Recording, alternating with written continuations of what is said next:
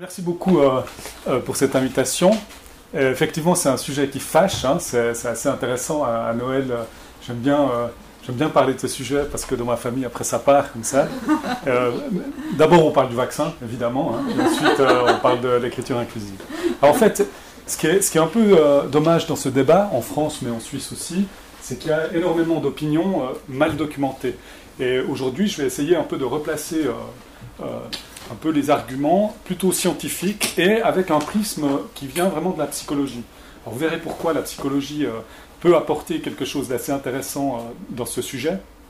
Et on va essayer de comprendre un petit peu ce que ça veut dire par rapport aussi aux alternatives à l'utilisation du masculin. Avant de commencer, j'aimerais d'abord poser quelques fondements pour pouvoir ensuite continuer dans ce qu'on appelle le langage inclusif. Alors, la première chose qu'il faut dire, évidemment, c'est qu'on va parler du genre. Alors, le genre, c'est un construit social, c'est un construit performatif. C'est une, si vous lisez, vous connaissez Monique Wittig, c'est une classe sociale, hein, c'est une lutte de classe ici. Mais ici, ce qui est important pour nous, c'est que le genre, pour des psychologues, c'est très très étonnant de le considérer comme quelque chose de binaire, en fait. Et je dis ça, alors ça m'est arrivé de le dire dans des présentations où des gens sont sortis au moment où je dis ça. Donc, sentez-vous libre, si jamais. En fait, vous, comme moi, on a des attitudes et des comportements transgenres tous les jours, tout le temps. Si le genre est performatif, ben souvent on a des comportements transgenres, souvent aussi quand on est seul. C'est à ce moment-là. Et en fait, cette fluidité, elle est très très intéressante, mais elle est là en fait. Ce serait bizarre de la nier. Alors pourquoi je vous parle de ça? Parce qu'on va parler du langage, et il faut toujours garder en tête cette notion de non-binarité. On reviendra à cette notion à la fin, parce que je vais quand même présenter beaucoup de choses en fonction de femmes et hommes, mais on reviendra à cette notion de non-binarité quelquefois dans la présentation qui est très importante. L'autre élément aussi, maintenant c'est un élément, j'attendais toujours la fin de mes présentations. C'était un élément vraiment, j'attendais, puis à la fin c'était vraiment, j'enfonçais le clou comme ça, c'était le feu d'artifice, paf, les gens sortaient, disaient « c'est Gigax », c'était le vertige, c'est incroyable. Et là je vais vous le présenter dès le début. En fait, comme ça on n'aura pas de suspense, on va directement en parler. C'est qu'on vit dans une société androcentrée. Alors, androcentrée, ça veut dire quoi? C'est qu'on vit dans une société qui a été construite par des hommes, pour des hommes, en fait. Et c'est vraiment, toutes les sphères de notre société sont vraiment imprégnées de cet androcentrisme. Alors, on peut parler des habits, par exemple. L'habit neutre. L'habit neutre, qui est un t-shirt, jeans, des baskets, si vous êtes du Jura comme moi, des savates, mais ça c'est encore un autre problème, ou c'est pas du tout un problème. Mais tout a été fait pour que l'homme s'est retrouvé comme la valeur par défaut, en fait. Donc les habits, après les cours d'école, dans les cours d'école, ont été construites pour des garçons. En fait, les cours d'école, elles sont construites pour des garçons parce qu'il y a souvent un terrain de sport. Et comme le sport a été longtemps interdit aux filles, aux femmes, donc ça a été fait vraiment pour les garçons. Alors le sport, c'est intéressant parce que quand Coubertin remet le sport moderne, les Jeux Olympiques, ben, il ne veut pas que les femmes participent, évidemment, quoi. Alors, il ne veut pas non plus que les juifs participent. Mais bon, Coubertin, c'est aussi un autre problème de Coubertin. Mais ce qui est intéressant, c'est qu'on voit que les garçons apprennent très vite, justement, à occuper l'espace. Alors que ce soit dans les cours d'école, on le voit, que ce soit en classe, alors là, les études le montrent maintenant, il y a un rapport qui est sorti récemment là-dessus. Mais ce qui est important, c'est que ça se retrouve après à l'âge adulte. Puisque ça vous est arrivé, vous étiez dans une séance où un homme parle trop, en fait, prend la parole, alors qu'il n'a rien à dire, en fait. Et puis, c'est pas du tout légitime, en plus. Mais on apprend à faire ça. Moi, j'ai appris à faire ça. J'ai appris à prendre la parole, même quand, finalement, j'avais rien à dire. Et ça, c'est intéressant. Alors, on va s'arrêter sur cet androcentrisme ici, parce que, pourquoi je vous en parle? C'est parce que le langage n'y a pas échappé. En fait, il n'y a pas échappé de plusieurs manières. Déjà, l'évolution de la langue n'a pas échappé à cet androcentrisme, et vos pratiques, alors je veux dire vos pratiques, mais il ne faut pas vous vexer quand je dis vos pratiques, c'est les miennes aussi, mais nos pratiques nous nourrissent finalement cet androcentrisme, et on va voir comment elles le nourrissent. Ok. Alors, avant de commencer de parler de genre et langage, il y a un dernier élément qui est important pour les fondements. C'est un élément qui intéresse beaucoup la psychologie, c'est le lien entre langage et pensée. En fait, s'il n'y a aucun lien entre langage et pensée, en fait, on peut s'arrêter ici. En fait. dire bah, voilà, c'est fait, merci pour votre attention, et puis je peux sortir. Alors vous le savez sûrement, évidemment, ce lien entre langage et pensée, c'est un lien qui a une histoire. Les anthropologues très connus de Edward Sapir et Benjamin Leavenworth en parlaient déjà au début du XXe. Alors Edward Sapir avait cette idée que si vous avez que 2 mots pour les couleurs, vous allez voir que 2 couleurs. George Orwell a d'ailleurs été fasciné par cette idée dans 1984 avec Newspeak, une langue dans laquelle le mot liberté, par exemple, n'existe pas. L'idée étant que si le mot n'existe pas, les gens ne vont même pas pouvoir penser le concept même de la liberté. On sait maintenant que Edward Sapir avait tort, en fait. Alors, il avait tort dans le sens que c'était trop fort, son idée était trop forte. Maintenant, on sait que, quelle que soit votre manière de parler des couleurs, vous allez toujours voir les mêmes couleurs. Alors, il y a des nuances, il y a des nuances avec le russe, par exemple, et certaines tonalités de bleu, mais ça, c'est très fin, en fait. Par contre, nous, à Fribourg, on travaille sur l'idée de Dan Slobin, qui est un psychologue qui a proposé une idée que je vais illustrer par une expérience qu'on a faite avec mon collègue Michał Paszłowski. Dans cette expérience, on va à la bibliothèque universitaire, on s'approche d'une table, et puis à la personne qui est là, on lui dit on fête les 10 ans du département de psychologie. Vous venez de gagner 2 francs. Alors là, c'est un zloty, là, mais 2 francs, on va dire. Je garde le franc suisse. Vous savez. Et puis la personne, elle nous regarde. Qu'est-ce qu'il me veut celui-là? Elle dit non, vous avez gagné 2 francs. Et puis en fait, on donne 2 francs, mais collé sur un petit bout de papier sur lequel c'est noté tiens, une pièce de 2 francs, ou bien tiens, une petite pièce de 2 francs. Donc c'est la même pièce de 2 francs ici, c'est une pièce que les gens voient tous les jours. Puis en fait, ce qu'on fait, c'est qu'on revient quelques minutes plus tard et on regarde à quel point les personnes sont contentes. Alors de 1, elles ne sont pas du tout contentes, à 9, elles sont très contentes. Et regardez ce qui se passe, les personnes qui ont reçu la pièce sont plus contentes que les personnes qui ont reçu la petite pièce. Alors pourquoi c'est important? Alors on peut parler longtemps pourquoi on n'aime pas les petites choses, etc. Mais ce qui est important ici, c'est que le langage a un nombre limité d'options pour parler d'un monde illimité. Et du coup, le langage va attirer notre attention vers des propriétés du monde qui ne sont pas forcément pertinentes. Ici, que ce soit une pièce ou une petite pièce, ça reste la même pièce. Mais ça a des influences, finalement, sur la représentation mentale de cette pièce et sur, finalement, ici, la joie qui est perçue après quelques minutes. Alors, le rédacteur en chef du Guardian, le journal anglais, a décidé, par exemple, en 2017, de ne plus parler de réchauffement climatique, global warming. Donc le terme, l'expression, vous ne la retrouvez plus dans ce journal, vous retrouvez climate catastrophe.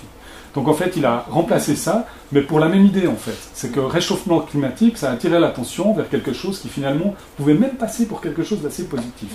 En disant, ah tiens, c'est assez chouette en fait, il fait un peu plus chaud. Alors voilà, si vous retenez une seule chose de cet aspect aujourd'hui, du lien entre langage et pensée, retenez ça. Et bien sûr, en espérant que vous allez retenir tout ce qui vient aussi après. Mais ça explique un petit peu tout ce que je vais vous présenter maintenant par rapport au genre et au langage. Alors, dans les pratiques langagières, ici, je vais faire le psychologue. Alors, le psychologue, le chercheur en psychologie. En fait, la psychologie, ce qui est assez drôle, c'est qu'on utilise des termes un peu n'importe comment, en fait. Et par exemple, représentation mentale. Vous avez même des livres qui vont répertorier toutes les définitions différentes de représentation mentale. Ce qui est assez drôle. Alors je vais faire un peu la même chose ici, je vais utiliser des notions un peu complètement arbitraires, c'est moi qui les ai un peu inventées ici pour vous présenter. Je vais parler de contenu et de forme, mais vous verrez, apprenez-le très intuitivement, c'est pas du tout. C'est moi qui invente pour illustrer un peu ce que je vais dire ici. J'aimerais d'abord parler du sens des mots. En fait, ce qui m'intéresse ici, c'est les mots qu'on choisit pour parler des gens ou de parler avec des gens. En fait, si je mets, par exemple, une liste d'adjectifs ici, vous allez très vite remarquer quels sont les adjectifs qu'on a tendance à plus utiliser pour parler de femmes ou de filles, et quels sont les adjectifs qu'on a tendance à plus utiliser pour parler de garçons ou d'hommes. En fait, c'est un cercle vicieux. Pourquoi? C'est parce que, dès le plus jeune âge, on est exposé à des associations. Et plus on est exposé à une association, plus notre cerveau va décider finalement de prioriser cette association et mettre ce qu'on appelle en psychologie un poids d'activation. Pourquoi il le fait? C'est que si vous voyez quelque chose répété, à un moment donné, pour ne pas devoir chaque fois faire le travail de traiter toute l'association, votre cerveau le met un peu en avant en fait. Et puis comme ça, quand vous devez l'utiliser, ce sera plus simple. Et donc, le problème avec ça, c'est que vous êtes exposé à des associations, et ensuite, vous, quand vous cherchez des mots, vous allez utiliser ces associations à laquelle vous avez été plus exposé, etc., etc. Et vous allez exposer les autres à ces associations. Et en fait, c'est vraiment un cercle vicieux. Le problème avec ces associations, c'est qu'elles nous donnent l'impression qu'il y a quelque chose un peu de naturel, ou quelque chose même de vrai dans ces associations. Donc il suffit finalement d'exposer plus souvent, et on croit ça. Et cette croyance-là, qu'on appelle un stéréotype, cette croyance a des effets, que je vais vous montrer ici dans une autre expérience, des effets assez intéressants. Donc, le simple fait d'avoir ces associations nous fait évaluer le monde autour de nous de manière différente. Regardez ici cette expérience. C'est une expérience qu'on a faite avec mes collègues André, Didier, Jean et Cyril Thomas. J'ai l'impression de travailler avec des gens qui ont que des prénoms. Mais André, Didier, Jean et Cyril Thomas. Donc, et c'est une expérience dans laquelle on présente des tours de magie. Alors pourquoi la magie? C'est parce qu'il y a une association spéciale genrée, puisqu'évidemment les premières femmes qui font de la magie, 14, 15, 16e, alors là c'est Mona Chollet, de son livre sur les sorcières qui est génial, ils se font brûler. Et la personne qui remet les femmes dans la magie, c'est Houdini en fait. Et Houdini, au début du XXe, il remet les femmes dans la magie, mais j'aime bien faire mais comme ça. Comme ça. Hop, comme ça, et puis pour se faire couper en fait. Donc on voit bien ici qu'il y a une association qui est assez intéressante. Alors dans cette expérience, ce qu'on fait, c'est qu'on monte 14 vidéos comme celle-ci, et imaginons, allez, vous êtes des personnes qu'on interroge, vous devez évaluer ce tour de magie allant de 1, il est nul, à 7, il est génial. Alors attention, je vais vous demander après quel est votre score ici pour ce tour. Regardez ici.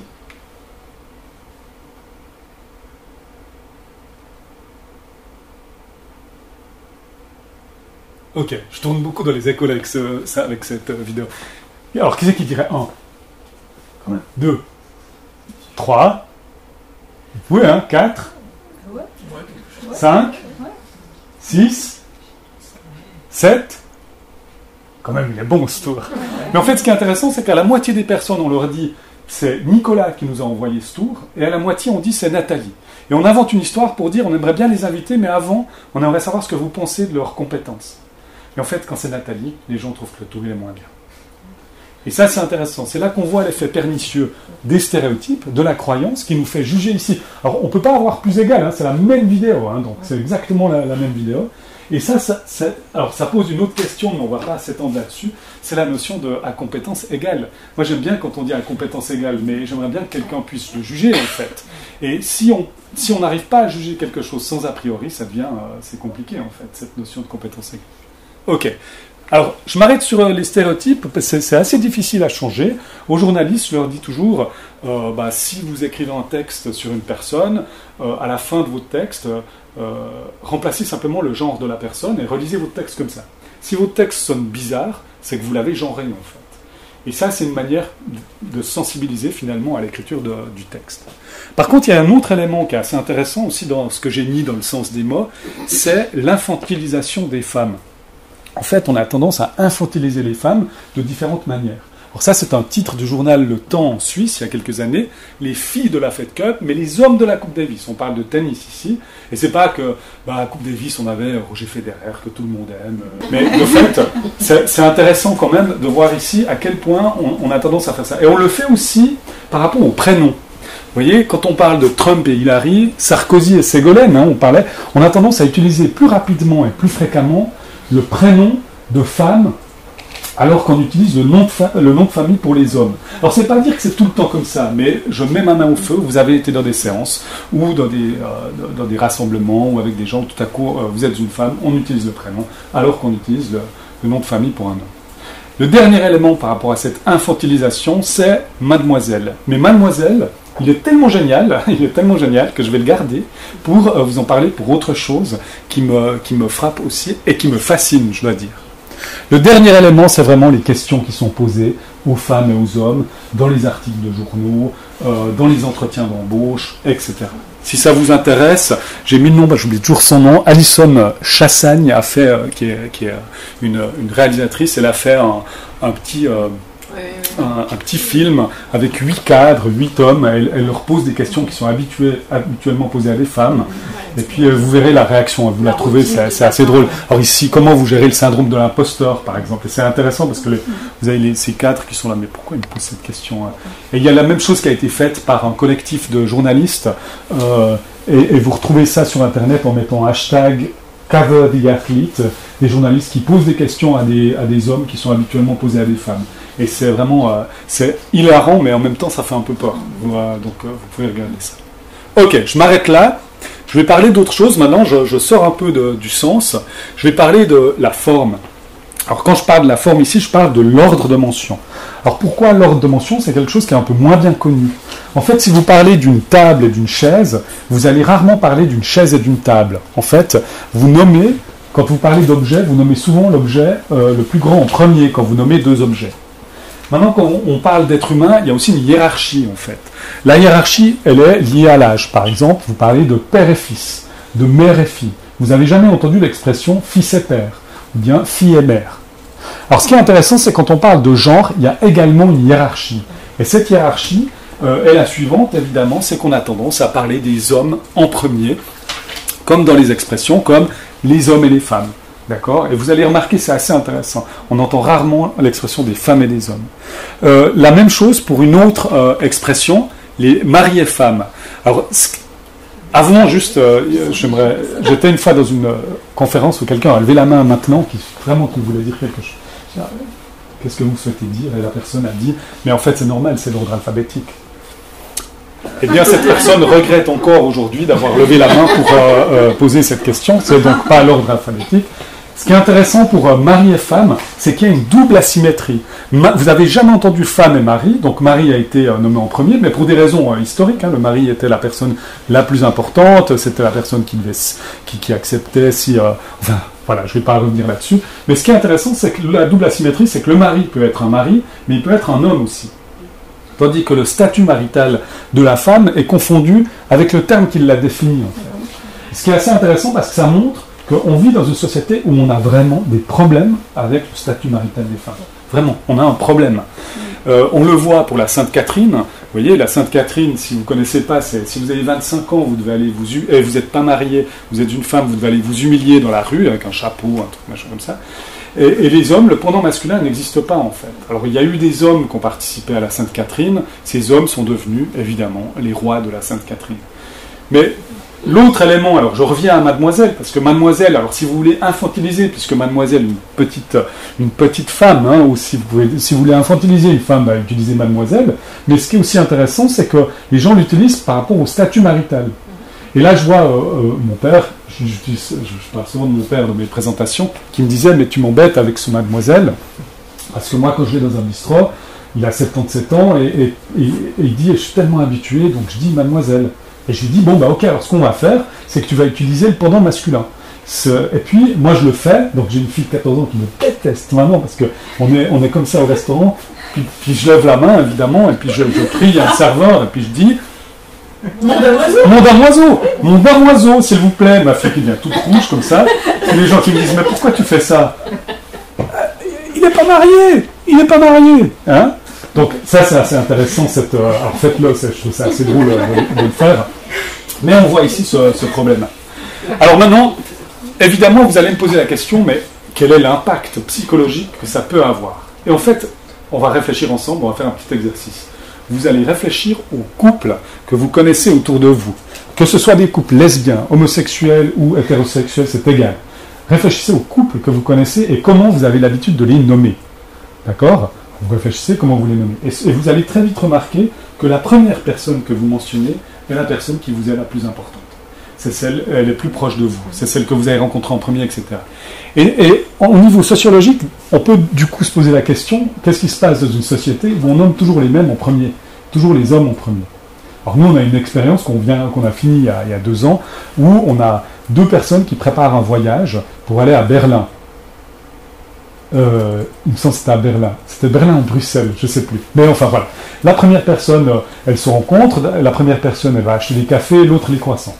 Après, il y en a une qui va réserver le train, l'autre l'hôtel, etc. Elles font la même chose finalement. Et à la fin, on demande aux personnes, mais qui est la personne la plus active en fait? C'est qui a fait le plus? Et les gens nous disent, c'est la première personne qui fait le plus. C'est elle qui semble être la plus active. Donc ça, c'est intéressant dans une société où, encore une fois, on nomme toujours les mêmes en premier. Alors, pas toujours, parce qu'il y a un contre-exemple, évidemment. Alors, il y a un contre-exemple qui vient, selon Peter Hogarty, qui vient du 18e.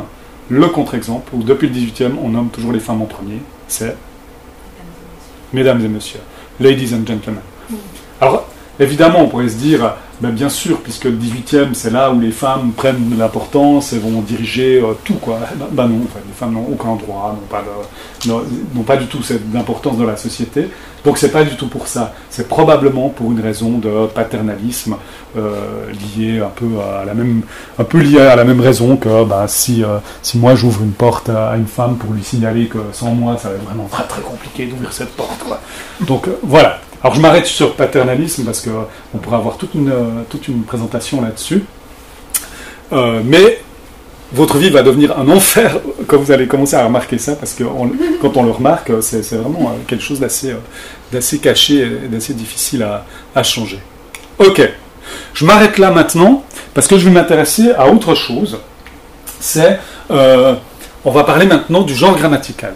Alors, ici, j'ai une phrase, un chercheur a demandé aux spectateurs de penser à Emmanuel Charpentier. Alors, j'utilise cet exemple depuis longtemps maintenant. À une époque, je changeais tout le temps. Mais là, j'utilise parce que ça me permet de faire un petit exercice avec vous pour un peu vous réveiller ou voir si vous êtes vraiment affûté.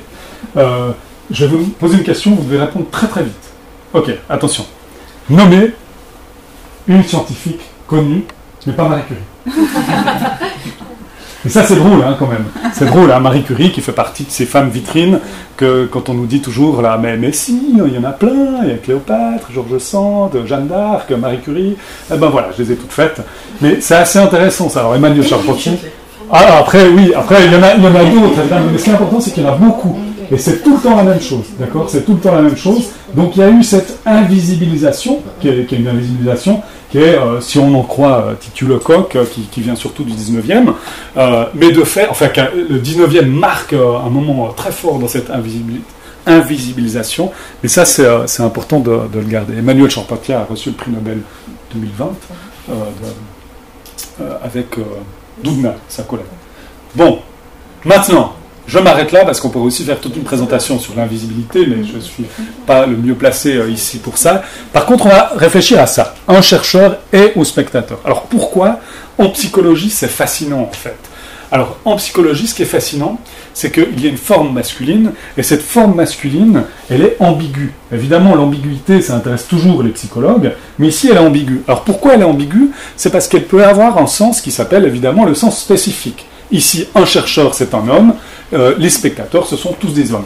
Cette interprétation est tout à fait possible. Il n'y a rien dans cette phrase qui me dit que cette interprétation n'est pas possible. Il y a un autre sens qu'on appelle le sens générique. Mais le sens générique, c'est assez intéressant parce que le sens générique est lui-même ambigu, puisque le sens générique peut vouloir dire un sens neutre ou un sens mixte. Alors oui, en termes linguistiques, pour être vraiment plus précis, on pourrait dire même que c'est un autre masculin. Mais allez expliquer ça, vous allez en Finlande, moi j'ai un collègue qui travaille en Finlande qui me disait, mais attends, c'est un autre masculin, mais il est différent comment ? Bah non, c'est le même en fait. Mais c'est le même, mais c'est un autre en fait. Non. Bon, tout ça pour dire, on va ici garder l'idée qu'il y a plusieurs sens. Mais maintenant, ce sens neutre, le sens neutre, c'est vraiment très très intéressant. Un sens neutre, ça veut dire quoi ? Si je vous dis maintenant, imaginez une personne neutre. En fait, vous imaginez quoi ? Une personne agenrée, une personne androgyne, ou bien une sorte de silhouette comme ça ? En fait, c'est une question en soi, qui est une question conceptuelle. Que veut dire neutre ? Alors, en linguistique, neutre, ça pourrait être sans rien, sans sens. Mais le problème, c'est que le cerveau ne fonctionne pas sans sens. Si vous regardez un nuage suffisamment longtemps dans le ciel, vous allez y voir apparaître une forme. Mais parce que votre cerveau n'aime pas ça. Votre cerveau va mettre du sens. Donc, moi, je vous invite ce soir, quand vous avez commandé une petite bière à Mont-Damoiseau, vous prenez un bout de papier, vous dessinez une personne neutre, d'accord ? Si vous savez dessiner, vous dessinez une personne neutre, vous la montrez à la personne à côté de vous, puis vous dites, dis-moi le plus vite possible, est-ce que c'est une femme ou un homme ? La personne devrait vous dire, bah non, je ne peux pas dire que c'est une personne neutre, mais elle ne va pas faire ça. Elle va vous dire c'est un homme. Puis en fait, vous verrez que même le concept de neutre lui-même est assez compliqué en fait. Bon, alors on va s'intéresser au sens mixte maintenant, parce que mixte c'est pour le pluriel. Mais mixte lui-même, c'est ambigu. Pourquoi c'est ambigu ? Parce que mixte, ça peut être une femme, 50 hommes, un homme, 50 femmes, un homme, une femme et 50 personnes non binaires.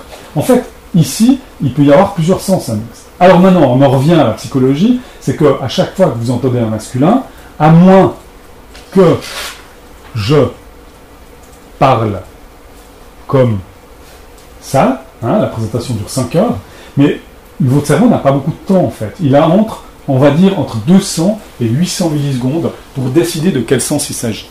Pour les psychologues cognitifs, votre cerveau, comme le mien, est un cerveau, il a des capacités limitées. Pour des psychologues sociaux, il est paresseux.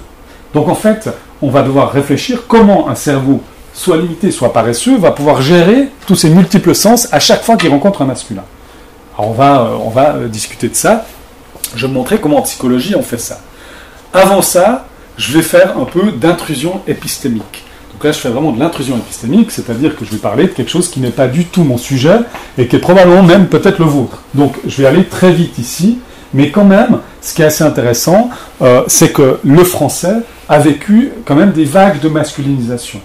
Donc on passe de ça pleut à il pleut, en anglais on dit toujours it rains d'ailleurs, on dit toujours ça pleut. Ça c'est des vagues qui nous intéressent moins en psychologie. Nous la vague de masculinisation, c'est celle que Eliane Viennot a mise en avant, qui nous intéresse, c'est celle du XVIIe siècle. Alors pourquoi ? C'est le premier, la création de l'Académie française, et dans son mandat de créer un dictionnaire. Et ce qui est assez intéressant, ce que les gens se souviennent mal, c'est qu'en fait, certains mots comme autrice, mairesse, une médecine, une philosophesse, une poétesse, sont des termes qui existent en fait, et qui existent depuis longtemps, qui viennent du latin, autrice vient du latin, etc. Et dans ces premières versions, l'Académie décide de les retirer en fait, de retirer ces termes. Alors, c'est pas vraiment une théorie du complot, il n'y avait pas juste l'Académie qui tout à coup dit tiens maintenant, allez, on va les enlever, la machin. C'est un mouvement de société en fait. C'est un mouvement de société qui est appuyé par l'Académie ici. Mais ce qui est intéressant, c'est vraiment un signal fort aux femmes pour dire ces activités sont réservées aux hommes. Alors, boulangère, il a toujours été dans le dictionnaire. Il n'est jamais sorti du dictionnaire. Donc on voit bien quels sont les métiers qui sont sortis. Le métier qui a posé beaucoup de problèmes, évidemment, c'est autrices, les écrivaines de cette période qui font de l'ombre un peu ici, parce qu'elles sont lues, reconnues et publiées, en fait. C'est ça qui est important. Alors en anglais, la même chose arrive avec le they singulier. Le they singulier qui est utilisé quand on parle d'une personne et qu'on ne connaît pas son genre. On dit « This person came out of the room, they seemed very happy ». Et ce « they » singulier, il est utilisé jusqu'au 19e. Au 19e, autant aux États-Unis qu'en Angleterre, des grammairiens décident de changer ce « they » en « il » générique, en « he » générique. Donc pourquoi ? L'argument qui est donné, c'est parce que le « they » singulier, le « they », il est déjà utilisé pour autre chose. Pour le pluriel, donc on peut pas, les gens vont mélanger, etc. Mais il est utilisé depuis longtemps, comme ça. Mais ce qui est intéressant, c'est qu'on le remplace par le « il » générique, sans se dire, tiens, il est aussi utilisé pour autre chose, celui-là. Mais bon, donc ce « il » générique, ce « he » générique, n'existe plus, en fait. À la fin des années 1990, comme ça vous saurez que je suis suisse, 1990, le « they » disparaît, alors d'abord au profit de « he and she », pas de she and he, mais de he and she, et puis le they singulier revient en fait. Il revient au point où maintenant il est vraiment bien ancré, que ce soit aux États-Unis ou en Angleterre, on n'entend plus le il générique. He générique n'existe plus. Mais ce qui est intéressant, c'est que le they est maintenant aussi beaucoup utilisé parce qu'il permet évidemment d'exprimer la non-binarité. Et c'est là que le they est devenu de nouveau intéressant ici. Ok. Alors en français, il y a d'autres choses qui se passent. Il y a aussi cette idée, évidemment, que vous connaissez mieux que moi, probablement, c'est l'idée de trouver une norme commune, d'arrêter avec tous ces accords. Il y a plein d'accords qui coexistent, l'accord en nombre, l'accord de choix, l'accord masculin, bien sûr, mais l'accord de proximité aussi, qui a longtemps existé. Et là, tout à coup, les grammairiens du XVIIe, de Port-Royal notamment, disent non, maintenant on va prendre le masculin comme valeur par défaut. Comme valeur dominante. Mais ce qui est drôle, c'est que l'accord de proximité n'a jamais disparu, en fait. Moi, je fais souvent l'exemple de régions et départements, certaines régions et départements. De dire certaines régions et départements avec un accord masculin, c'est assez intéressant, en fait. Certaines régions et départements. Ça sonne un peu bizarre, en fait.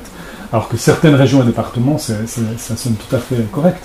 Parce que cet accord de proximité, comme le montre Anne Abeillet à Paris, il n'a jamais disparu, en fait. Et on l'utilise même souvent, un peu tous les jours. Alors, on pourra revenir sur cet accord de proximité. Je finis par la caricature que j'adore, c'est la caricature de Honoré Daumier, qui fait une caricature des bas bleus, hein, de ce terme a une connotation négative, qui fait une caricature d'une écrivaine, en fait. Au 19e, regardez, en fait, c'est assez drôle, c'est comme ça qu'on perçoit ces écrivaines, en fait. Si vous avez une femme qui commence à écrire, hein, comme on le voit là, bah, qu'est-ce qui va se passer? Qui s'occupera des enfants? Qui s'occupera du ménage?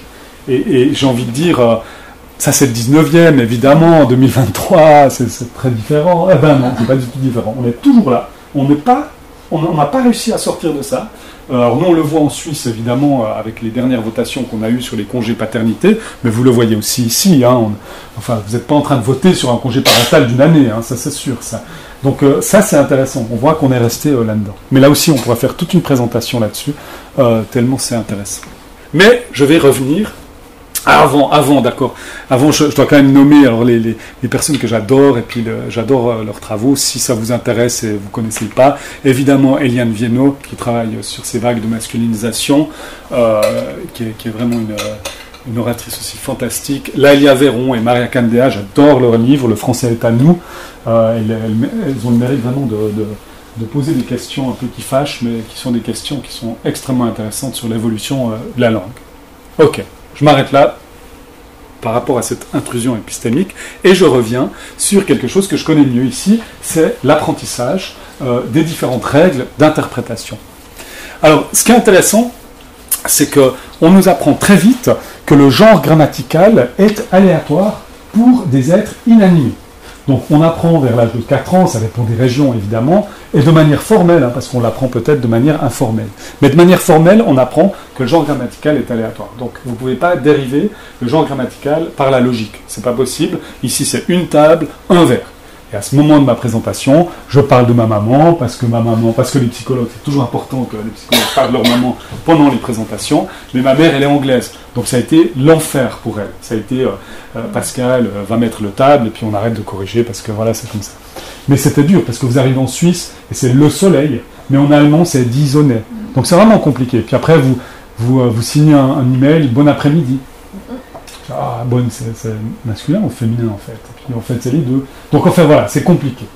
Maintenant, on vous dit très vite, si vous voulez parler d'un homme ou d'un garçon, vous utilisez le masculin. Si vous parlez d'une fille ou d'une femme, vous utilisez le féminin. Dans un exemple de manuel scolaire, alors qui date un peu de 2012, à Fribourg, c'était, vous parlez d'une fille ou d'une femme, vous utilisez le féminin, comme une actrice. Vous parlez d'un homme ou d'un garçon, vous utilisez le masculin, comme un directeur. C'est intéressant, dans les livres scolaires, on rajoute une bonne couche de stéréotypes, mais je vous rassure, c'est pas seulement dans les livres scolaires, alors c'est toujours dans les livres scolaires, mais aussi il y a un article qui est paru récemment sur linguistique française, qui encore est très très genré dans les exemples qui sont donnés pour illustrer des principes de linguistique. Alors, ce qui est important, c'est qu'on commence par cette règle, et ensuite on apprend la règle de l'interprétation générique du masculin, mais on passe par le mixte en fait. Et c'est seulement 2 ans plus tard, 1 à 2 ans plus tard, qu'on apprend cette règle-là. Formellement, encore une fois. Hein. Mais maintenant, regardez, alors, on vous dit, si vous parlez d'un groupe d'hommes ou de garçons, vous utilisez le masculin. Vous parlez d'un groupe de femmes ou de filles, vous utilisez le féminin. Ok, jusqu'ici, c'est la même règle. Et là, il se passe un truc qui est quand même incroyable en termes d'apprentissage. Il est tellement incroyable que j'ai pris des heures et des heures à faire une animation dans ma présentation pour vous montrer qu'à Fribourg, on met des moyens assez incroyables dans nos présentations. Alors, c'est pour ça que je prends un peu de temps parce que je suis très fier de mon animation. Vous allez voir, c'est comme ça qu'on apprend la règle de l'interprétation générique. Attention. Bing! Voilà. Et tout le groupe change au masculin. Il suffit d'un homme ou d'un garçon et tout le groupe change au masculin. Alors, je caricature un peu, mais quand même, il y avait des livres de grammaire à l'époque qui disaient il suffit d'un homme ou d'un garçon ou d'un chien. Hein, un chien. Et puis ce chien et ces femmes se sont promenés du S. Alors ça, c'est intéressant parce qu'on pourrait se dire, bah, tiens, c'est détaché. Hein, et certaines linguistes nous disent ouais, mais non, le sens générique est détaché en fait. C'est pas lié finalement aux femmes et aux hommes. Mais regardez comment on l'apprend. Ça, je vais vous montrer maintenant un livre une page d'un livre de grammaire des années 1960-1970, et regardez en fait, regardez comment on l'apprend. Donc remarque sur l'accord de l'adjectif qualificatif, le masculin l'emporte sur le féminin, voilà, on l'apprend comme ça, et regardez là on voit, et il y a mon chien qui est là de nouveau là, il y a mon chien qui aide, enfin le garçon là, et puis qui vont gagner évidemment puisqu'ils vont l'emporter. Donc en fait, vous voyez, on l'apprend comme ça, mais c'est normal de l'apprendre comme ça, en fait. Et ça, c'est assez intéressant de garder ça en tête. Alors, je sais qu'en France, il y a un collectif, par exemple, d'enseignantes et d'enseignants qui a décidé de ne plus enseigner cette règle-là et d'enseigner, par exemple, l'accord de proximité, qui est un accord tout à fait vivant. Il est dans le bon usage de Maurice Grévis, il est dans la grande grammaire française qui est sortie, ces 3 volumes qui sont sortis récemment. Donc voilà, tout ça pour dire qu'il est vivant. Alors nous, en psychologie, ce qu'on fait pour tester comment finalement les gens peuvent gérer, les personnes gèrent ce masculin, ce qu'on fait, je vous présente une des expériences ici, c'est qu'on présente des phrases comme celle-ci, les musiciens sortirent de la cafétéria, dans cette expérience en 3 langues, enfin pas les mêmes personnes évidemment, en anglais à Brighton, en allemand à Berne et en français à Fribourg. Puis ensuite, on a des phrases qui suivent comme ça. À cause du temps nuageux, une des femmes avait un parapluie. Alors nous, ce qui nous intéresse, c'est la facilité avec laquelle vous allez traiter cette deuxième phrase. Alors on peut faire beaucoup de choses. On peut regarder des mouvements oculaires, on peut faire de l'imagerie cérébrale. Alors l'imagerie cérébrale, c'est toujours assez bling-bling, mais ça coûte cher. Et comme nous, on met tous nos moyens dans nos présentations, dans l'équipe, on n'a pas d'argent pour acheter un appareil d'imagerie cérébrale. Alors nous, ici, ce qu'on fait, c'est qu'on demande, est-ce que cette deuxième phrase est une suite possible de la première? Est-ce que c'est possible? Ici, bien sûr, c'est possible. Quel que soit le stéréotype que vous mettez, masculin, neutre ou féminin, et que vous avez une des femmes ou un des hommes, tout est possible ici. La réponse doit être toujours oui, ici. Quelle que soit la langue, c'est ça qui est intéressant. Alors, dans notre expérience, il y a une centaine de paires, et il y a des paires qui ne sont pas possibles. Si je vous dis, par exemple, les rois sortirent du château, à cause du temps nuageux, une des femmes portait un manteau, c'est pas possible. Parce que simplement, le roi, par définition, c'est un homme. Mais dans les paires qui m'intéressent, c'est toujours possible. Regardez ce qui se passe maintenant. Alors, je vous montre en anglais d'abord. En anglais, c'est notre langue contrôle, parce que l'anglais n'a pas de marque grammaticale sur le nom. L'anglais a une marque grammaticale sur le prénom, mais pas sur le nom. Stéréotype féminin comme nurse, stéréotype masculin comme mécanique, c'est sans stéréotype comme musicians. Une des femmes en violet, un des hommes en bleu. Et ce qu'on voit en anglais, c'est que les gens ont plus de peine à dire oui, c'est une suite possible, lorsque la personne représentée dans la deuxième phrase ne correspond pas au stéréotype du nom dans la première phrase. Donc les gens ont de la peine à associer nurse, homme, ou bien mechanics, femme. Par contre, quand il n'y a pas de stéréotype, c'est à peu près la même chose. Ok. Regardez maintenant ce qui se passe en français. On a la même chose, stéréotype féminin, donc infirmier, stéréotype masculin, chirurgien ou mécanicien, sans stéréotype, musicien. En violet, une des femmes, en bleu, un des hommes. Regardez ce qui se passe en français, je ne vous montre pas en allemand parce que c'est la même chose. Alors, on voit que quel que soit le stéréotype, les gens ont toujours plus de peine à dire oui lorsque dans la deuxième phrase, on mentionne une femme.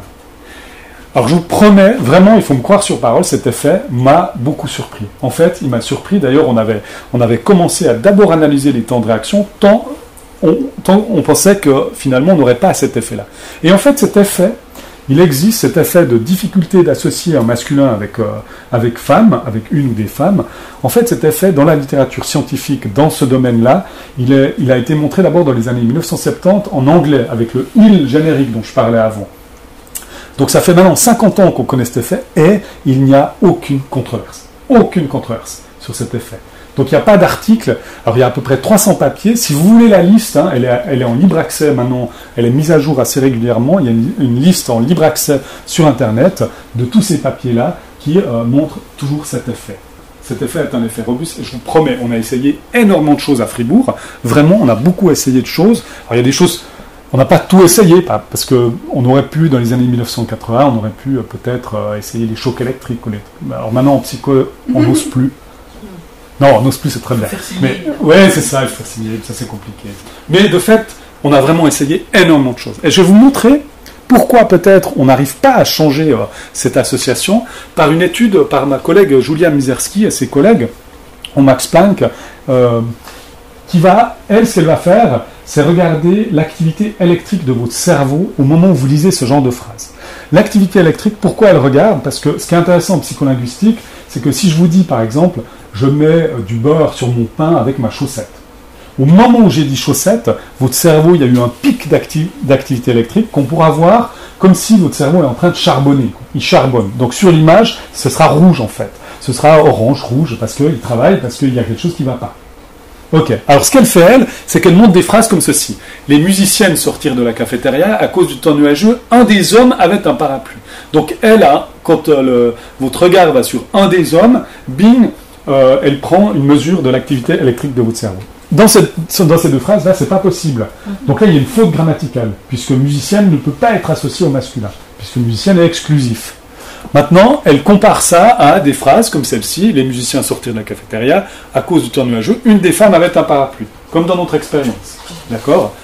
Et regardez ce qui se passe en fait, quand elle mesure ici, donc plus c'est rouge, plus votre cerveau charbonne. Donc ce qu'elle montre ici, c'est qu'effectivement, quand les gens arrivent à un des hommes, le cerveau va vraiment avoir ce pic d'activité électrique. Et en fait, ce qui est assez intéressant, c'est que c'est le même que lorsque vous avez un masculin et un féminin. En fait, le cerveau considère... Alors, elle montre ça entre 500 et 800 millisecondes. C'est important, ça. Pourquoi ? Parce qu'entre 500 et 800 millisecondes, l'activité ici est liée à la grammaire, en fait. C'est vraiment le cerveau qui considère ça comme une erreur grammaticale. Alors, moi, j'ai l'impression que c'est plutôt une erreur sémantique, mais là, ici, elle montre que c'est vraiment une erreur grammaticale de lier un masculin avec un féminin. Ok, donc on voit ici simplement, alors moi je le dis souvent, hein, c'est cette règle grammaticale de l'interprétation générique est incompatible avec la manière dont fonctionne notre cerveau. C'est ça qui est important ici de dire. Ok, alors ça a quelques implications ici. Répéter cette phrase. C'est la règle grammaticale de l'interprétation masculine est simplement incompatible avec la manière dont travaille notre cerveau en fait. Donc en fait notre cerveau ne va pas fonctionner avec cette ambiguïté. En fait, nous on explique ça, on a un article pour essayer d'expliquer ça, comment c'est possible, mais il y a différentes possibilités, pourquoi c'est pas possible. Une des possibilités, c'est la dominance du spécifique, du masculin spécifique. C'est que quand vous avez une phrase, et puis on ne peut pas dire si c'est un spécifique ou un générique, en fait votre cerveau va aller au plus simple, au premier truc qu'il a appris, au plus simple et surtout au plus fréquent. C'est ça qui est important ici. Donc nous on pense que c'est pour ça en fait que l'interprétation générique elle est incompatible avec notre manière de fonctionner. Ok, donc ici la représentation du genre est automatique. Alors ça, je l'ai un peu dit de manière implicite, c'est que chaque fois qu'on parle d'être humain, c'est automatique. On va se représenter le genre. Alors maintenant, ce qu'il faut dire, il faut être honnête quand même, c'est que c'est pas tout le temps à des degrés très forts. Hein. Et je vais vous donner un exemple qui a été utilisé par une linguiste pour dire qu'on arrivait très bien à comprendre un masculin comme un générique. Je vais utiliser son exemple. Elle dit, vous êtes une femme, vous êtes sur un quai, vous êtes à Nantes, et vous voulez aller à Paris en train. Et puis vous voyez, le train pour Paris est annulé. Bon, ça arrive pratiquement jamais. Alors le train pour Paris est annulé. Ok. Et vous entendez à haut-parleur, les voyageurs qui veulent se rendre à Paris vont sur le quai numéro 8. Du coup, vous êtes une femme, vous entendez les voyageurs, vous allez aller sur le quai numéro 8. Mais c'est pas parce que le voyageur ici, vous l'avez entendu comme un générique, c'est pas du tout à cause de ça. C'est parce que votre attention est porté à ce moment-là sur moi, je dois aller à Paris, et du coup je vais sur quel quai, en fait. Mais l'haut-parleur aurait pu dire les papillons qui veulent aller à Paris se rendent sur le quai numéro 8. Mais je mets ma main au feu que tout le monde va sur le quai numéro 8, tous les gens qui veulent aller à Paris, et puis ces personnes ne vont pas aller comme ça. Hein. C'est moi, c'est moi. Pas du tout. Donc c'est pas une question ici de générique versus spécifique, c'est juste une question attentionnelle. Alors, j'ai pas de données à vous montrer là-dessus, mais on est en train de travailler là-dessus pour montrer que c'est vrai que parfois le genre grammatical, parfois le genre va être activé, mais peut-être c'est pas de très longue durée, ça peut faire d'accord. Mais il n'y a pas ici de générique ici, c'est juste l'attention qui est portée sur autre chose. Ça c'est important. Mais quand l'attention est vraiment portée sur le mot, quand il y a un genre grammatical et qu'il y a un masculin comme en français ou dans d'autres langues, le homme est activé de manière passive. Ça veut dire que vous ne pouvez rien faire, c'est tout le temps activé, vraiment de manière spontanée. Alors femme ou j'ai envie de dire ou une autre catégorie peut être activée D'accord? Dans mes expériences, on n'est pas à 0%, hein, mais peut être activé, mais difficilement, et surtout sans jamais supplanter la première activation. Et quand on le fait, ça demande des ressources, ça demande des efforts ici, mais ce qui est assez intéressant, c'est que ça demande des ressources, mais celle-là, elle est toujours là, en fait. Elle est toujours là, et celle-là, elle peut arriver, mais très difficilement. Et ça, c'est important. Alors, quand il n'y a pas de genre grammatical, ça ne veut pas dire qu'il n'y a pas de biais ici. En fait, c'est les stéréotypes ici. Donc, ce dont je parlais au début, en fait. Donc, dans des langues, par exemple, si vous allez en Finlande, la représentation est stéréotypée. Alors, je reviens à la notion d'androcentrisme. Pourquoi? Parce que les stéréotypes masculins sont souvent valorisés, alors que les stéréotypes féminins sont dévalorisés. Donc, même dans les stéréotypes, on reste encore dans cet androcentrisme, ce qui est assez intéressant. Alors, nous, on travaille beaucoup sur les implications de ça, mais au niveau psychologique, nous surtout, et surtout par rapport à la représentation des métiers et aux aspirations professionnelles des enfants. Donc nous, on travaille avec des enfants entre 12 et 18 ans, donc on a des papiers, et là, il y a vraiment une sorte de combat entre les stéréotypes et le genre grammatical. Donc selon les mesures qu'on utilise, le genre grammatical est plus important, et selon les mesures, on voit qu'il y a les deux qui jouent un rôle. Mais récemment, par exemple, on a une étude qu'on va bientôt envoyer, dans laquelle on a demandé aux enfants de nous dire « Est-ce que tu te sentirais bien dans ce métier ? Est-ce que dans ce métier, tu penses que tu seras accepté ?» C'est un sentiment d'appartenance. Et ce qu'on voit, en fait, c'est que les filles à qui on a posé cette question, je crois cette fois c'est 12 et 16, les filles à qui on pose cette question, elles sentent qu'elles vont plus appartenir à un métier féminin, un peu moins un métier neutre, et encore moins un métier masculin. Et si ces filles ont déjà beaucoup réfléchi à ce qu'elles voudraient faire dans le futur, cette différence, elle s'accentue en fait. Pour les garçons, quand on leur pose la même question, en fait, les garçons se sentent appartenir à tous les métiers. Donc ça, c'est intéressant. Donc, sentent que, en fait, seront tout à fait légitimes, se sentiront bien dans tous les métiers. Et si les garçons ont encore plus réfléchi, donc là, on voit que c'est encore plus le cas plus tard, mais on voit quand même que pour les métiers stéréotypés féminins, ça baisse un tout petit peu. Mais jamais autant, bien sûr, que pour les filles. Donc ça, c'est une question qui est assez intéressante par rapport aux aspirations et surtout aux interventions qu'on fait dans les écoles. Parce qu'on a souvent dit, mais il fallait aussi travailler avec les garçons, parce qu'on a beaucoup mis d'emphase sur les filles, pour les métiers techniques, par exemple. Puis on a dit, oui, mais pour les garçons, ce qui est compliqué, en fait, c'est déjà les garçons sentent que les garçons préfèrent tout, en fait. Et ce qui est aussi compliqué, c'est de dire, oui, mais tu pourrais aussi faire, par exemple, des métiers stéréotypés féminins comme infirmier. Mais par contre, tu gagneras vachement moins. Et puis ce sera très très difficile. Puis les gens iront taper sur des casseroles pendant un moment, puis après t'oublieront. D'accord ? Donc vous voyez, c'est aussi compliqué de dire ça, parce que le statut, il change en fait, de manière stéréotypée. Et c'est pour ça que c'est aussi compliqué. C'est que tant que la société ne change pas aussi, ça devient aussi compliqué d'aller après essayer de travailler avec les enfants. Mais on a également beaucoup travaillé sur la visibilité des femmes. Alors ça ne veut pas dire que maintenant qu'on utilise par exemple des doublets, tout à coup on voit que des femmes. On a d'ailleurs des données où on a des personnes qui pensent que c'est le cas, qui pensent que si on fait des doublets, c'est pour ça que le terme de féminisation, il est des fois un peu trompeur, il est faux d'ailleurs, ce serait déjà de la reféminisation. Mais le terme de féminisation, il donne l'impression, surtout à une certaine partie de l'échiquier politique, alors j'ai pas besoin de vous dire en gauche-droite quelle partie, mais vraiment une partie qui pense que maintenant, on va se faire envahir, quoi. Et ça, c'est assez intéressant. C'est que plus les personnes sont conservatrices, plus elles ont l'impression qu'il y a énormément de femmes autour d'elles. Alors, mes collègues en psychologie sociale expliquent ça par un sentiment un peu genre on en a marre, qu'on parle toujours des femmes, il y en a assez, etc. En psychologie cognitive, on explique ça un peu différemment. C'est plutôt pour dire, c'est des personnes qui sont tellement pas habitués à voir des femmes dans leur cercle professionnel et dans les associations, qu'une fois qu'il y a plusieurs femmes, c'est des personnes qui ont l'impression qu'il y en a énormément. De la même manière que quand vous allez acheter un pull rouge et que vous n'avez jamais acheté un pull rouge, vous sortez et tout le monde a un pull rouge tout à coup, quoi. Puis en fait, c'est un peu ça, c'est ce sentiment de surexposition par le côté inhabituel. Et j'ai une journaliste à qui je racontais ça, qui me disait que dans les études de journalisme, elle a eu ça une fois dans un auditoire. Il y avait à peu près 100 hommes et puis une vingtaine de femmes, ce qui était assez inhabituel à cette époque-là, parce que c'était un métier qui était vraiment plutôt masculin, réservé aux hommes même. Et puis là, le prof rentre et il regarde l'auditoire et il dit « Ah, c'est génial, on est arrivé enfin à la parité ». Et probablement que dans sa tête, c'est ça. Il le voyait comme ça. Il voyait vraiment moitié femme, moitié homme. Mais voilà, tout ça pour dire que nous, on travaille beaucoup là-dessus par rapport à cette visibilité. Lié évidemment à l'identité sociale pour les enfants aussi. Si vous allez vers une fille de 9 ans et vous lui dites le métier de chirurgien est génial, ou bien vous lui dites le métier de chirurgienne est génial, j'ai l'impression que vous n'avez pas besoin d'avoir fait 15 ans d'études dans notre labo pour vous dire peut-être que cette fille va percevoir le métier différemment. Après, il faut travailler derrière aussi, évidemment. Il y a d'autres choses encore qui doivent être mises en place pour ça. Ok.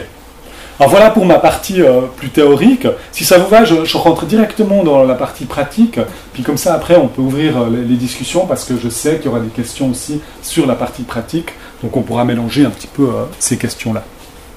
Alors, dans la partie pratique, ce qui est important de dire, c'est qu'il y a toujours cette question que vous devez aussi répondre si vous rentrez dans ce débat-là, c'est de dire est-ce qu'il faut un changement de pratique. Et ça, c'est une question, en fait, pour des scientifiques, je ne peux pas vous dire oui, il faut faire ça, non, il ne faut pas faire ça, c'est pas possible. Par contre, on peut observer, on peut dire que s'il n'y a pas de changement de pratique, ça va continuer de nourrir cet androcentrisme, c'est tout. S'il y a un changement de pratique, on peut réfléchir à comment on peut faire, et il y a plein de possibilités. Mais de fait, ce qui est important, moi je remets toujours ce débat, et j'utilise un terme d'Eliane Viennot ici, que j'aime beaucoup, c'est qu'en fait, avec une super animation, de nouveau j'avais oublié, ce qui est important ici, c'est la notion de démasculinisation. Et cette notion-là, alors elle est un peu provocatrice ici, cette démasculinisation, mais elle rend bien l'idée de vague de masculinisation. Donc on sort ici du masculin, et on sort de cette optique qu'il n'y a que du masculin. Et c'est important parce que des fois les gens me disent mais non, il n'y a pas. Alors moi je suis allé un peu de manière provocatrice regarder sur le site de votre bâtiment ici. Et je trouvais assez intéressant. Alors, je trouvais intéressant la Maison des Sciences de l'Homme, quand même. Alors, vous pouvez mettre en H, vous pouvez le mettre en rouge, vous pouvez le mettre comme vous voulez. Hein. Dans le débat, c'est intéressant parce que les gens disent, pour l'écriture inclusive, on vous dit, ah non, on l'entend pas à l'oral, on l'entend pas à l'oral. Alors, moi, j'aimerais bien qu'on entende ce H majuscule à l'oral. De l'homme. Enfin, voilà, tout ça pour dire que c'est un débat des fois un peu bizarre. Et Eliane Viennot a écrit un petit livre sur les droits de l'homme aussi, c'est assez intéressant. D'où vient en fait l'expression? Mais l'expression, elle vient évidemment, c'était pas pour les femmes. Les femmes à ce moment-là n'ont pas de droit. Il faut lire Olympe de Gouges pour voir comment on aurait pu envisager autrement les choses. Mais ça, c'est important. Alors juste, j'ai mis ça parce que je suis tombé tout de suite dessus. Puis j'ai quand même regardé, je trouvais intéressant l'homme, les chercheurs, les groupes de chercheurs, vous avez les chercheurs. En fait, à un moment donné, c'est ça, on parle de ça ici. On parle de... Ce soir, la nuit blanche des chercheurs. Ah voilà, Des chercheurs-ES. Oui, c'est intéressant ça. C'est nous qui l'avions demandé. Ouais. Il a fallu qu'on se batte quand même. Hein. Voilà, c'est ça. Mais voilà, tout ça, c'est ce que j'essaye de dire. Alors, j'avais tendance à dire il faut changer de pratique, mais en fait, ça dépend ce qu'on veut faire, c'est ça. Ça dépend ce qu'on veut faire. Mais si on rentre dans le débat, ce qui est important, c'est toujours de partir du principe que le principe de base, c'est le masculin, c'est ça. On en a marre ou pas, hein, mais le principe de base, c'est ça, c'est le masculin. Il faut toujours ramener à ça. Après, une fois qu'on est d'accord là-dessus, là, on peut discuter. Le problème, c'est que si on rentre tout de suite dans le point médian, on n'arrive pas, on s'en sort pas, on pédale dans le yogourt, ça ne va pas aller. Donc, il faut toujours ramener le débat à ce qu'il est, en fait, finalement. Mais une fois qu'on a ramené le débat, là, on peut parler des alternatives. Or, dans les alternatives, pour moi, il y a deux groupes. Il y a deux groupes, on peut les appeler différemment, mais il y a deux groupes d'outils qui rentrent sous le terme d'écriture inclusive. Alors juste pour le rappel, parce que vous le savez peut-être, sûrement, c'est que le terme écriture inclusive, il nous vient de religieuses nord-américaines des années 1960. Donc Julie Abou a travaillé sur ces religieuses, et c'est intéressant parce qu'elle propose des réécritures de passages de la Bible. Donc elles disent, on va parler de l'enfant de Dieu, au lieu de parler du fils de Dieu. Mais en fait, elles n'ont pas parlé de point médian à ce moment-là. Et, évidemment, donc rappelons toujours que l'écriture inclusive, ça englobe, c'est une boîte à outils avec beaucoup d'outils. Et dans les outils, un premier groupe d'outils, c'est la neutralisation. Moi, ce que j'appelle la neutralisation. On appelle ça aussi, on peut l'appeler la déindividualisation. Donc on arrête de parler de l'individu. On peut aussi parler, en anglais, on appelle ça degenderizing, dégenrer en fait. Donc dans ces outils, il y a par exemple la reformulation par le groupe. Donc on parle du corps étudiant, du corps estudiantin, on parle de la direction pense que, au lieu de dire la directrice ou le directeur. D'accord. Alors, ce qui est intéressant par rapport à ça, c'est quand même, il faut savoir, et là, j'ai pas de données là-dessus, mais c'est un collègue sociologue qui me disait que, en fait, quand on remplace par le groupe, les gens deviennent moins critiques. Donc, simplement, si vous dites la rectrice, alors c'est ce qui est arrivé dans mon université, la rectrice a décidé d'augmenter les taxes universitaires, bah là, vous avez une manif de 1000 personnes. Puis si vous dites que le rectorat a décidé d'augmenter les taxes universitaires, ben là, il y a 500 personnes dans la manif. C'est un peu cet effet-là. C'est que comme on déindividualise, les gens deviennent un peu moins critiques. Alors, selon les cas, ben, il faut réfléchir à ça, simplement. Mais ça ne veut pas dire que ça vient tout de suite. Il y a aussi ce que j'appelle l'adressage direct.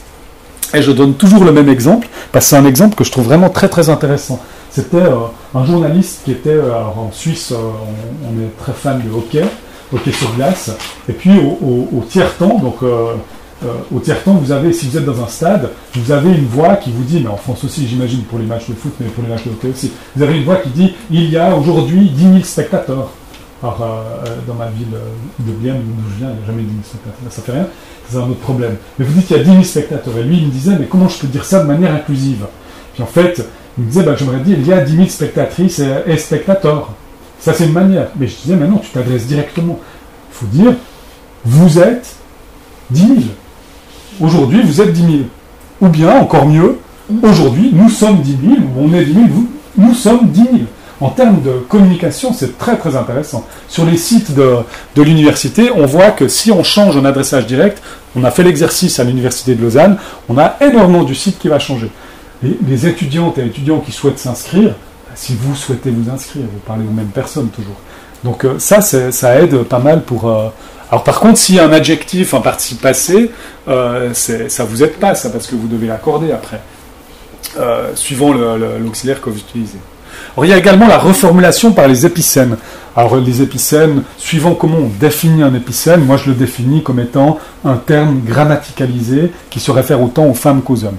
Donc le terme épicène par excellence, c'est évidemment une personne. Moi j'utilise beaucoup à l'oral. Maintenant, ce qui est compliqué, c'est qu'il existe d'autres épicènes. Nous on vient de terminer une petite expérience qui semble indiquer, mais nos collègues à Lausanne avaient déjà un peu montré, qui semble indiquer que les épicènes féminins, comme une vedette, une personne, fonctionnent bien en termes d'inclusion, en termes de neutre. Enfin, d'inclusion, je veux dire, plutôt. Mais les épicènes masculins semblent quand même biaisés plutôt du côté homme. Donc, un individu, par exemple. Mais voilà, du coup, la personne, c'est peut-être l'épicène qui fonctionne le mieux. Il n'y en a pas énormément, mais c'est celui qui fonctionne le mieux. Alors après, c'est l'autre élément que j'appelle, c'est des noms communs, mais on peut les appeler aussi un peu différemment. C'est les noms qui ne sont pas marqués grammaticalement. Alors au singulier, ils le sont. Un ou une bibliothécaire. Mais si on le change au pluriel, les bibliothécaires, du coup, ça devient non marqué. Donc ça, c'est pas mal. Par contre, s'il y a un adjectif, un participe passé, un déterminant, bah, vous devez l'accorder. Donc du coup, vous êtes embêté. Donc il n'y a pas de possibilité qui va pour toutes les situations. Et la dernière, c'est ce que les journalistes n'aiment pas, c'est les formes passives. L'orateur leur a présenté, une présentation a été faite. Alors cette forme passive, elle fonctionne très très bien en termes d'inclusion, mais elle n'est pas forcément, le style n'est pas forcément accepté dans tous les registres, puis dans tous les domaines. Ouais. On peut parfois aussi retrouver l'intérêt, alors ça finit par donner un discours parfois inintelligible, on est bien d'accord, mais l'intérêt du recours à certains acronymes. Voilà, ouais. Ah, ouais. C'est pour enseignants-chercheurs. Ah oui, oui. Et enseignants-chercheurs, ouais. Voilà, et j'ai l'impression, sans faire...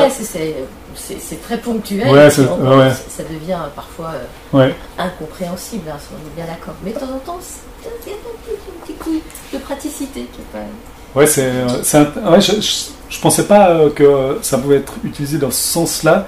Moi, je sais que c'est quelque chose de très français. Donc, quand on vient chez vous, on est toujours étonné à l'université, c'est assez incroyable. Et on reçoit des mails en nous disant « Ah, mais il faut remplir la EHT, la TST. » J'ai absolument aucune idée de quoi on parle, mais c'est assez drôle, ça. Ouais. Et chez nous, les politiques le font souvent, à part ça aussi. Mais voilà.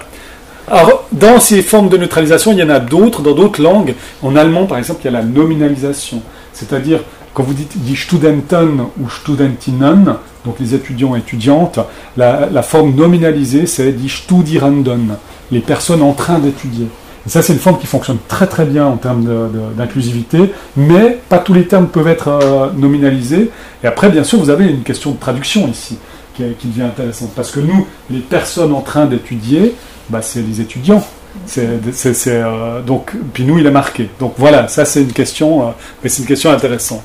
L'autre forme de neutralisation, c'est le YEL, des formes comme ceci, mais qui sont utilisées avec plusieurs stratégies. On peut l'utiliser pour dire la non-binarité, pour exprimer la non-binarité. On n'a pas énormément d'outils à disposition pour exprimer la non-binarité. On reviendra à ça après.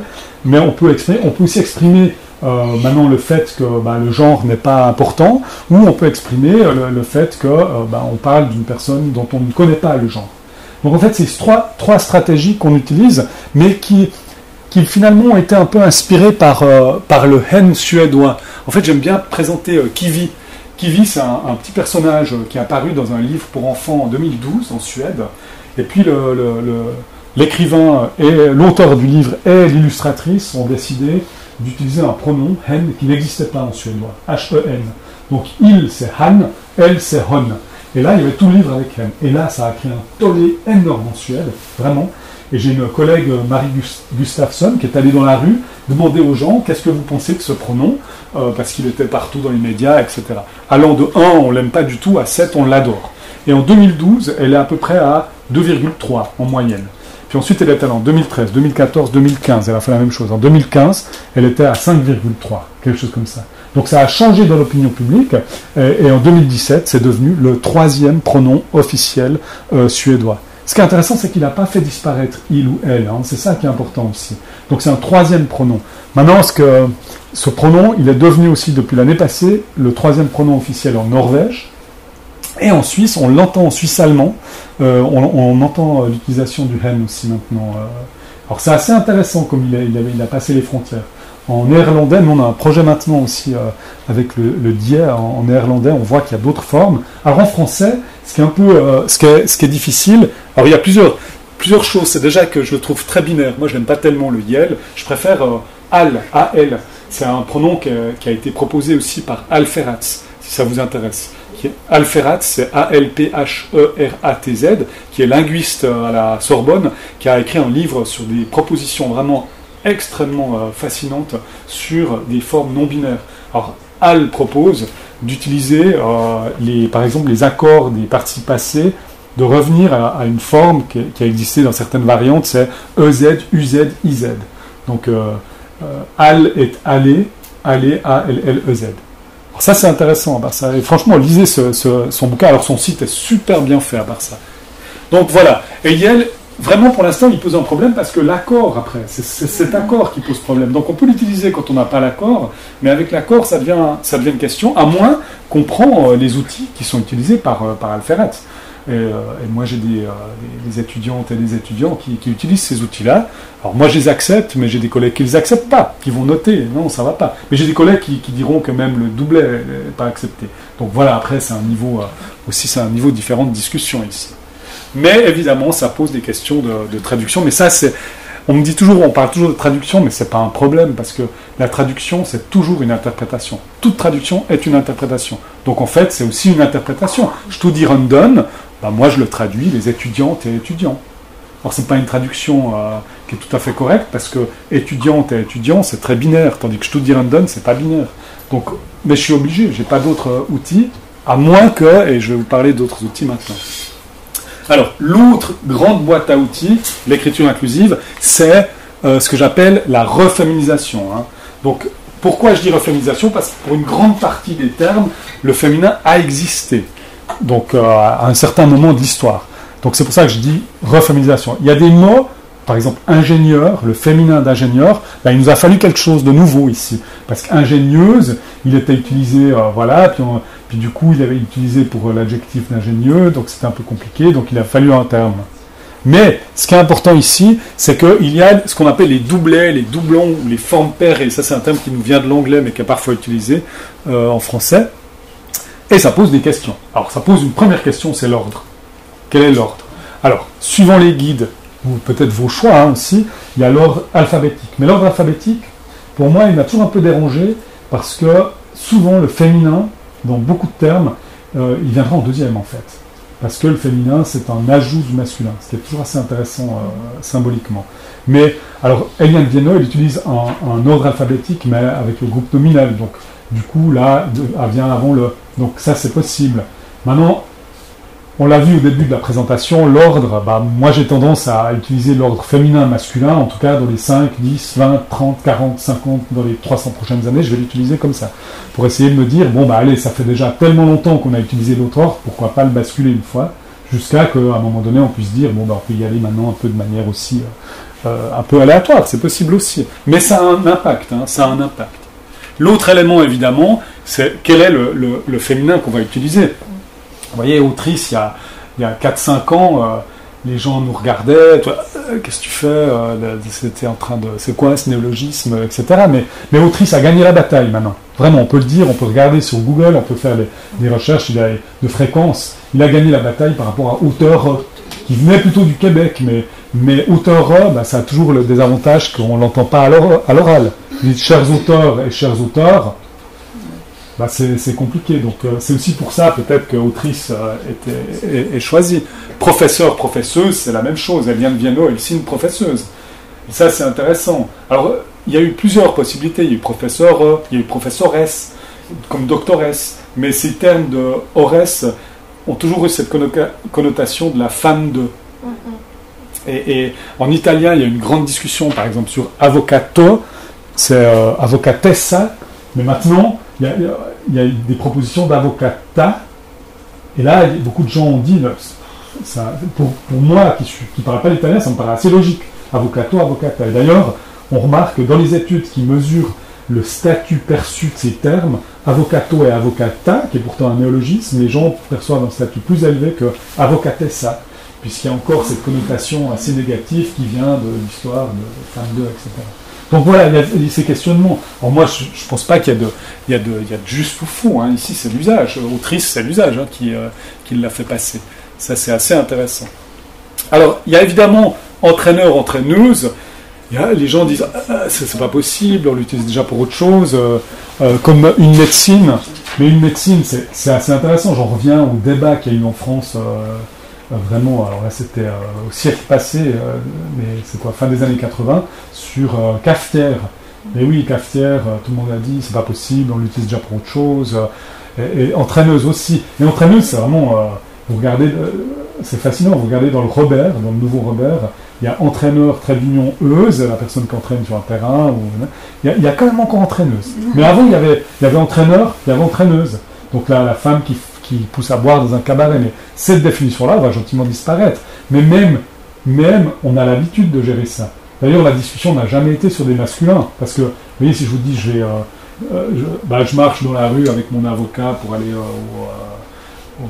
je sais pas moi, pour aller à l'université, peut-être vous dites, tiens, pourquoi il va avec un fruit, pourquoi, je sais pas, je vais au tribunal avec mon avocat, mais c'est bête d'aller avec un avocat, ça servira à rien. Ou je vous dis, le Parti Socialiste a un nouveau secrétaire, ça doit être de l'ébène, je pense, ou un beau bois en tout cas, quoi. Vous voyez, on a l'habitude de gérer ça, mais ce qui était drôle, c'est que cette discussion est venue seulement sur les féminins, pas sur les masculins.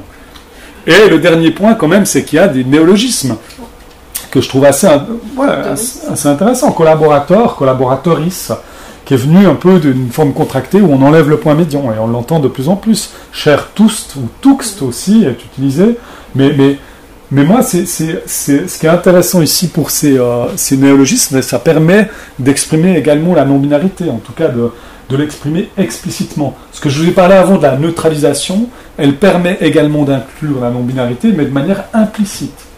Et ça, c'est important de voir ça. Donc ces termes-là permettent également de créer des nouveaux mots qui permettent d'exprimer la non-binarité. Et je termine par les formes qui ont vraiment qui ont marqué le débat, mais en Suisse aussi, Barça.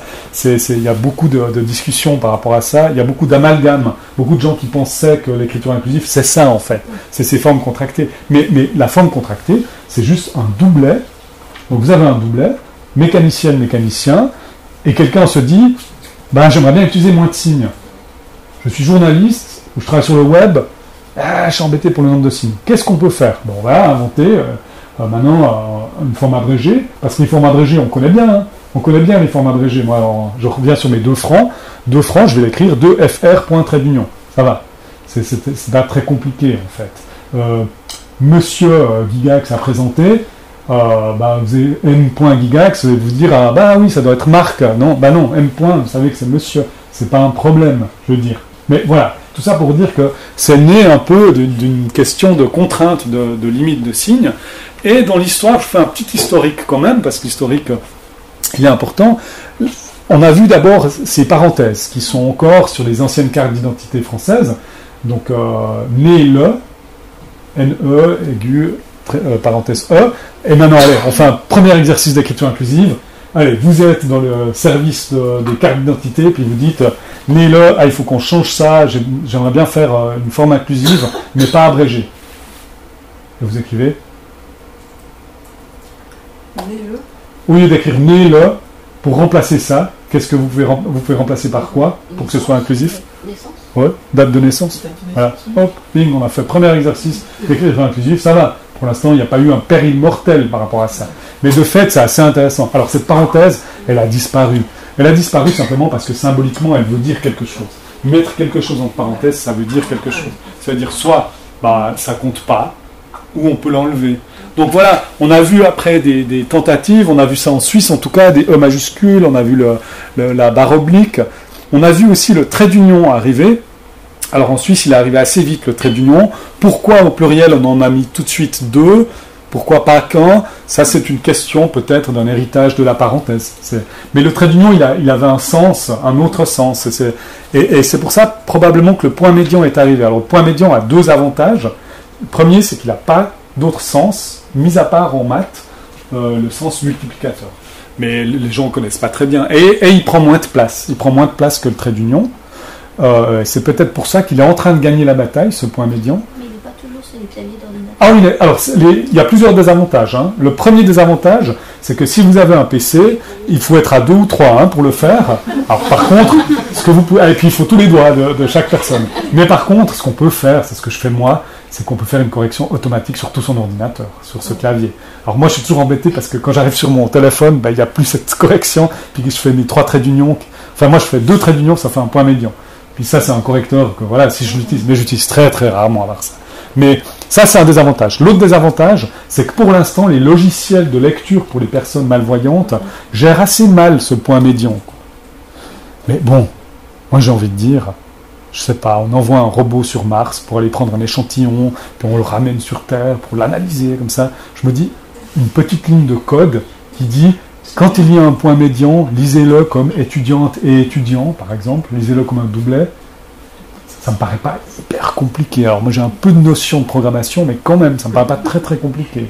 Donc voilà, après il y a ça aussi.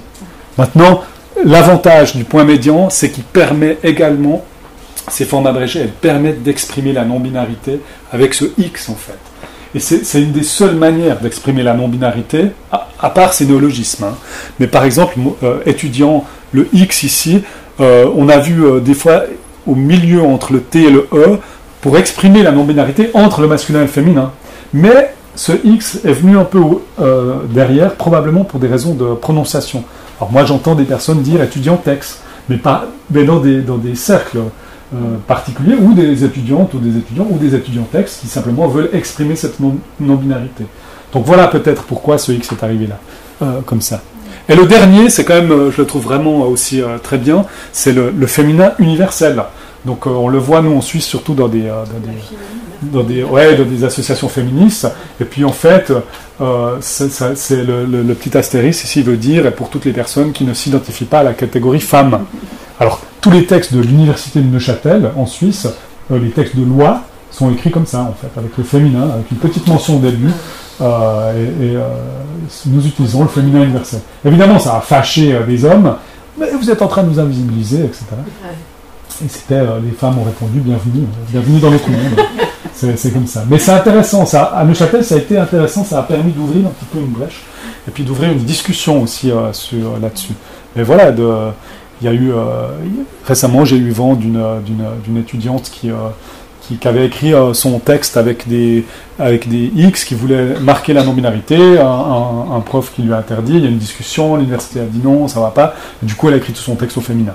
Mais voilà, enfin, moi, ce que j'aimerais dire, c'est que j'ai pas envie de porter un jugement sur ces formes, parce que moi, je les utilise pas tellement, en fait. À moins que je veux vraiment que je veuille exprimer la non-binarité. C'est souvent le cas. Mais voilà. Ok, je m'arrête là. Je dis merci à toutes les personnes qui ont travaillé sur ce que je vous ai présenté aujourd'hui, parce que c'est vraiment un travail d'équipe. Toutes les personnes avec qui je travaille, je leur dis toujours fais attention aux photos que je vais retrouver sur Internet, parce que sinon je vais les utiliser pour te remercier dans une présentation. Et bien sûr, je fais un peu mon marchand de tapis ici, évidemment, mais on a écrit un livre grand public qui a été mentionné avant, et l'histoire quand même de ce livre est particulière parce que c'est le Robert qui nous a contactés pour écrire un livre pour calmer le débat, en fait, un livre grand public. Ça a été très très compliqué à écrire ce livre, mais pourquoi ? Parce qu'on n'avait pas tellement l'habitude, nous en tout cas, d'écrire des livres comme ça, et moi j'ai écrit la première version en m'enregistrant, en fait. Je me suis enregistré, j'allais marcher, puis je m'enregistrais en train de parler à ma maman, et puis en fait, j'ai fait retranscrire ça, et j'ai utilisé ça pour écrire le livre pour qu'il soit vraiment grand public, et qu'il puisse aussi être utilisé avec des enfants. Et dedans, on a 15 petites expériences, des expériences comme je vous ai montré aujourd'hui, on les a sorties. Alors moi, j'avais en tête qu'on puisse les faire à l'apéro. En fait, j'avais vraiment ça en tête. Mais il y a beaucoup de gens qui m'ont dit « Ah, on l'a fait en famille, on l'a fait avec les enfants, ou on l'a fait en classe. » Et ça, je trouve assez intéressant. Il y a une expérience, elles sont toutes bienveillantes. Elles sont toutes vraiment chouettes pour démarrer. Mais il y en a une qui n'est pas bienveillante, et j'aime bien le dire quand même. Il y en a une, c'est quand quelqu'un vient vers vous en vous disant « Mais en fait, tu m'embêtes avec ça, il y a des choses bien plus importantes. » Ok. Et si la personne fait ça, c'est ce qu'on dit, et c'est une petite expérience, vous prenez un bout de papier, vous prenez un stylo, et vous dites à la personne, viens, on va lister maintenant ce que toi tu fais tous les jours qui est le plus important. Et si vous faites ça, la page, alors moi j'ai déjà essayé plusieurs fois, la page elle reste blanche, souvent. Mais voilà, ça c'est un peu provocateur, mais c'est la seule expérience qui est un peu la moins bienveillante. Ok, merci beaucoup pour ça.